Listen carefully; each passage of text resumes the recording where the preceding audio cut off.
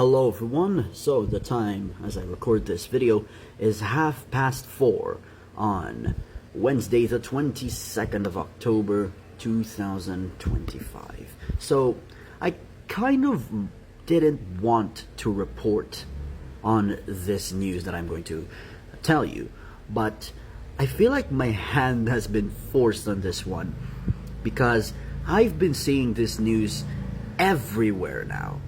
Like, I subscribe to a lot of news outlets all across my social media platforms. You just look up who I follow on Facebook, Instagram, and TikTok.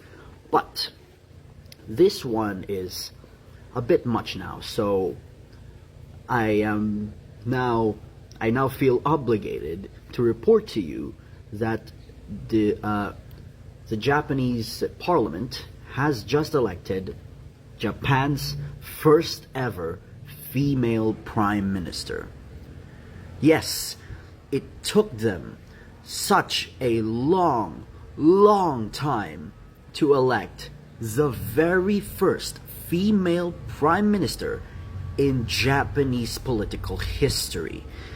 So, I would like to introduce to you Prime Minister Sanae Takaichi. She has been elected by Japan's National Diet, that's their legislature. I know it sounds crazy to call your national legislature the National Diet, but that's how they call it, so okay. Anyways, Japan's National Diet elected Sanae Takaichi as Prime Minister with 237 votes in the lower house and 125 votes in the upper house, defeating opposition leader Yoshihiko Noda of the Constitutional Democratic Party. Emperor Naruhito then formally appointed her at a ceremony in the Imperial Palace, marking the first time in Japanese history that a woman had assumed the nation's top post. So, yeah, I'll give you a bit of a background.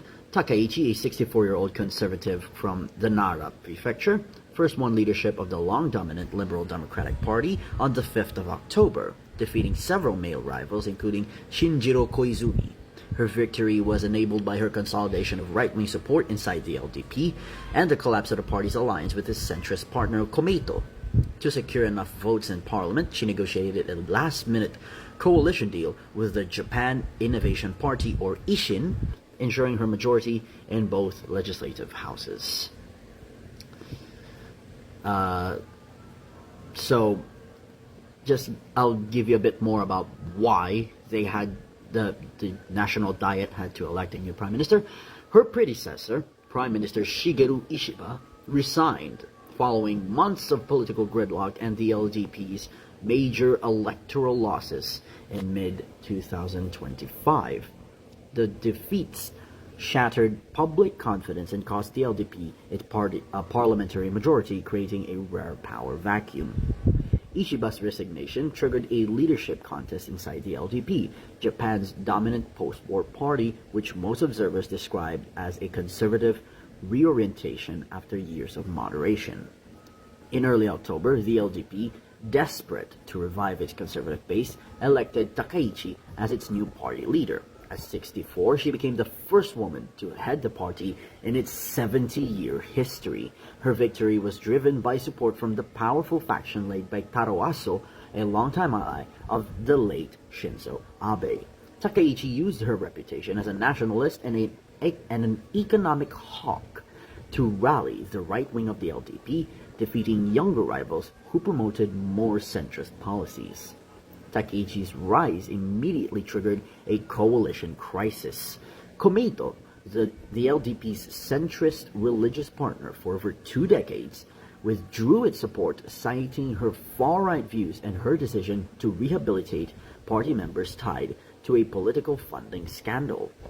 Without Komeito, the LDP lacked a majority in both chambers of the National Diet, forcing Takaichi to urgently seek new allies.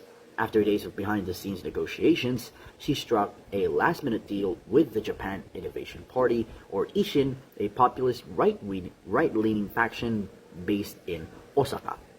Their alliance was sealed on the 20th of October in a late-night session, ensuring Takaichi's numbers were sufficient to form a government the next day.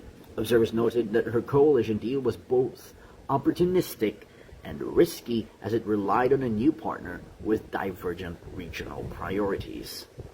Takaichi's election came amid growing voter frustration with corruption scandals, stagnant wages, and a perception that Japan was losing clout internationally. At the same time, public interest in women's political participation had grown, though Japan still ranked among the lowest in gender parity within the G7. Nevertheless, her victory was viewed by supporters as a turning point comparable to Margaret Thatcher's 1979 rise in the UK, though critics stress that her policy platform remained resolutely nationalist and traditionalist. So, on the surface, my personal opinions on this one, I don't necessarily agree or align with the LDP's policies. I'm more of a center-left guy, while the LDP is more to the right, but it is the Japanese people who elected them after all. So if if the country goes down free fall, part of the blame goes to the Japanese people. Well, because Japanese people are really conservative and very traditionalistic, or traditionalist. So, yeah, I think that is it for this video. Like I said earlier, I kind of was hesitant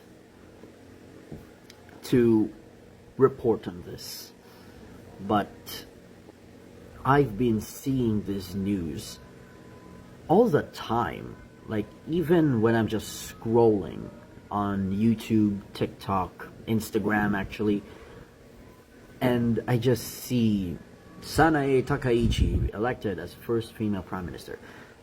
But I mean, I do understand the bombardments, because it's pretty historic. Like, I mean, come on, this is Japan we're talking about. So, this is a pretty big deal, if you ask me. So, that is it for this video. Thank you so much for watching, and I'll see you in the next one. Bye-bye.